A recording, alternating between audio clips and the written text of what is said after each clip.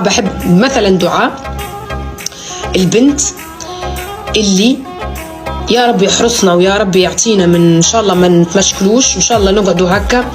البنت اللي زي ما بحكي معاها في اللايفات زي ما في الحقيقة. ساعة خاتي جمالها طفلة ما شاء الله، في الحقيقة طلعت جميلة كثير، صدمت من جمالها، محلية طولها وجسم وجمال. بس بنت سبحان الله، حسيت لقيت شخصيتي اللي فيني اتفاهم معاه واتفق معاها. وقت اللي انا متوتره في الجوله كانت هي، على فكره صعب اللي يفهموني وقت اللي انا متوتره، بس هي صيح على الناس كل شيء، صيحت عليها فهمتني، عارفه ضحى متوتره بتضحك وبتلعب وكذا ولا عادي.